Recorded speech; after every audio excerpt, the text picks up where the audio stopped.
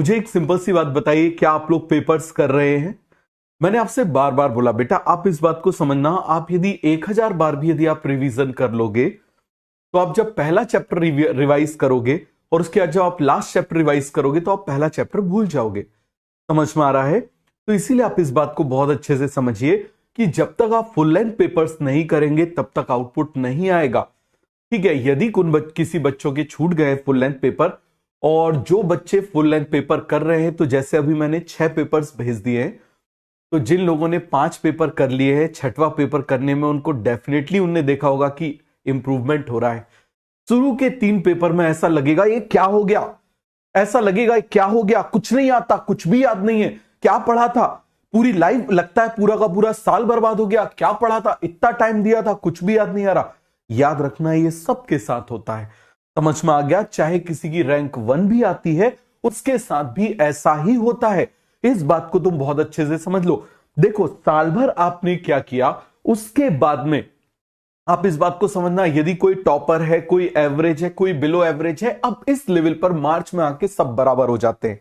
यहां से अब एक नई रेस शुरू होती है, और नई रेस है, जितने ज्यादा पेपर्स करोगे उतना ज्यादा आपका आउटकम आएगा। याद रखना, मैं आपको कोई भी फालतू की बात नहीं करूंगा, ऐसे कर लो, वैसे कर लो, ऐसे कर लो। सीधी सी एक बात आपको बोली है, आप पेपर्स करो। आप जितने ज्यादा फुल लेंथ पेपर्स करोगे उतने ज्यादा आपके मार्क्स आएंगे।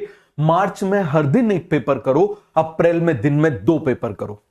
समझ में आ रहा है? मार्च में हर दिन एक पेपर करो, अप्रैल में हर दिन 2 पेपर करो। आप यदि मान लो कोई क्लास है, 10 घंटे की क्लास चल रही है, 12 घंटे की, 15 घंटे की, 8 घंटे की क्लास चल रही है किसी एक पर्टिकुलर चैप्टर की, उसके बजाय यदि आप एक पेपर सॉल्व करके और उसका एनालिसिस करोगे तो ट्रस्ट मी, आपका आउटपुट ज्यादा आएगा।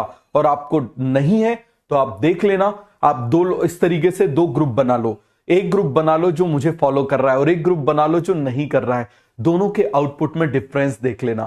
समझ में आ गया? दोनों के आउटपुट में डिफरेंस देख लेना, आपको डिफरेंस समझ में आ जाएगा।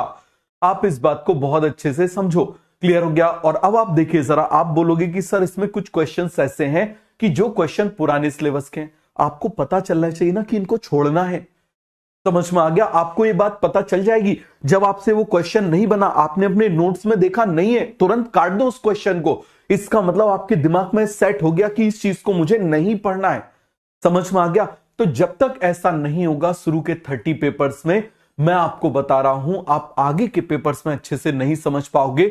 और मैं आपसे बोल रहा हूं, आप अभी मार्च में 30 पेपर्स करिए, और अप्रैल में आप एक सिंपल सा काम करिए, आप पर डे 2 पेपर्स करिए। इसके अलावा आपको कुछ भी करने की जरूरत नहीं है। पेपर एनालिसिस याद रखना, याद रखना, याद रखना। यदि मैं आपको पूरा का पूरा मॉलिक्यूलर बेसिस अभी 5 बार भी पढ़ा दूं, तब भी जरूरी नहीं है कि आपसे उससे क्वेश्चंस बन जाएं।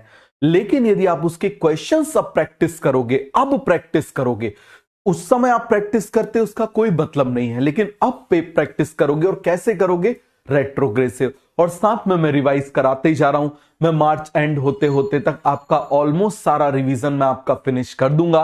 तो अप्रैल में आपके पास में पेपर की प्रैक्टिस बचेगी, और अप्रैल में कुछ ना कुछ जो है हम पेपर की और प्रैक्टिस अच्छे से करेंगे। तो चलिए जरा स्टार्ट करें, चलिए जरा जल्दी से स्टार्ट करें। क्या सर सिलेबस खत्म नहीं हुआ है, पेपर से स्टार्ट कर दें? बिल्कुल कर दो, आप बिल्कुल कर दो। समझ में आ गया? आप बिल्कुल कर दो। मैं आपको एक सिंपल सी बात बता रहा हूं, जब आप अपने कॉलेज में आ जाओगे, ठीक है, आप 21, 22, 23, 24 सब्जेक्ट पढ़ लोगे। ठीक है, पढ़ने के बाद क्या होगा, जब आप फाइनल ईयर के बाद आप इंटर्नशिप में आओगे, जब आप पीजी की तैयारी आप शुरू करोगे, तो आप शुरू में कुछ बच्चे होंगे वो क्या करेंगे, यार चलो एक काम करते हैं, एनाटॉमी पढ़ना स्टार्ट कर देते हैं। अब जब तुम एनाटॉमी पढ़ना स्टार्ट करोगे ना, तो होगा क्या कि तुम पूरी की पूरी एनाटॉमी एक बार पढ़ डालोगे ना। ठीक है, तुम 3-4 महीने लगा के पूरी की पूरी एक एनाटॉमी पढ़ोगे, और जब तुम आखिरी चैप्टर फिनिश करोगे तो पहला चैप्टर ब्लैंक हो जाओगे, तुमने इसको कभी पढ़ा है, तुमको यह भी याद नहीं आएगा।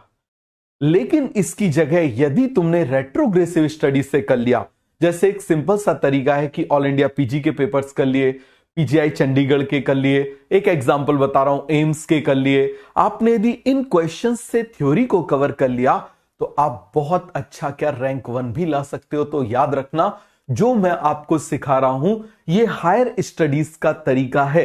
किस तरीके से बहुत सारी चीजों को कवर किया जाता है, ये वो तरीका है। आप फॉलो करोगे तो अच्छा है, नहीं तो यदि गलती से घिसटते पिसटते यदि मान लो कॉलेज में पहुंच गए और फिर जब फाइनल ईयर में पहुंचोगे, जब 1-2 बार पीजी में फेल हो जाओगे, उसके बाद खुद फॉलो करोगे, फिर याद आएगा यार ये मेथड तो सुना सुना सा लग रहा है, शायद ऋषभ सर ने बोला था। फिर मुझे मैसेज करोगे सर अब समझ में आया, आपने कितनी बड़ी चीज बताई थी, समझ में आ गया। तो मेरी बात बड़ी नहीं है, ये मेथड बड़ा है, समझ में आ गया। मैं आपको बता रहा हूं, इस बात को आप बहुत अच्छे से समझिए। तो सभी को ये बात अच्छे से क्लियर हो गई। और याद रखना, पेपर्स आप शुरू में करोगे आपको डिप्रेशन आएगा, आना ही चाहिए, समझ में आ गया। शुरू में आपको डिप्रेशन आएगा, क्यों? क्योंकि आपके दिमाग में खलबली मचेगी, यार ये भी पढ़ा था, 3 घंटे की क्लास अटेंड करी थी, ठीक है, इसके ऊपर तो 15 लेक्चर पढ़ाया था, 15 लेक्चर 3-3 घंटे की क्लास लगी थी और एक भी क्वेश्चन नहीं बन रहा। फिर तुमको लगेगा यार 45 घंटे पढ़े वेस्ट। नहीं, वो 45 घंटे वेस्ट नहीं है, समझ में आ गया। तो क्या ये आपके वेस्ट है? नहीं, ये भी वेस्ट नहीं है।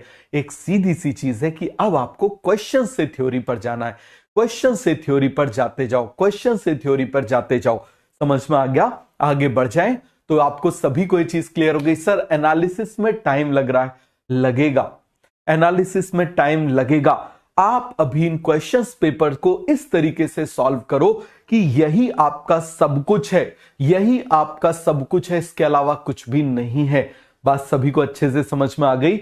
मैंने आपको पेपर्स भेजना शुरू कर दिए हैं, पेपर्स आप सॉल्व कर लीजिए। आपको कहीं और से सॉल्व करना है आप वहां से भी सॉल्व कर लीजिए, आप स्वतंत्र हैं, ठीक है। मैं ऐसा नहीं बोलूंगा मेरे ही पेपर कर डालो, आपको जहां से अच्छा लगे आप वहां से कर डालो, समझ में आ गया। जहां से भी आपको जो अच्छा लगता है आप वो कर डालो, आप स्वतंत्र हो, लेकिन आप पेपर जरूर सॉल्व करो। तो सभी को ये बात क्लियर हो गई। तो अब जरा ध्यान से समझना, अब इस बात को बहुत अच्छे से समझना। देखो पार्ट वार्ट टेस्ट अब करने की जरूरत नहीं है, समझ में आ गया। सीधे फुल लेंथ करो, सीधे के सीधे फुल लेंथ करो। मैं तुमसे क्या बोल रहा हूं, पार्ट टेस्ट तुमने सफिशिएंट कर लिए। पार्ट टेस्ट कैसे करो, यदि मान लो तुम्हारे अगले 10 टेस्ट हो जाएंगे, उसके बाद मैं तुमको बताऊंगा कैसे पार्ट टेस्ट करना है। बात समझ में आ गई।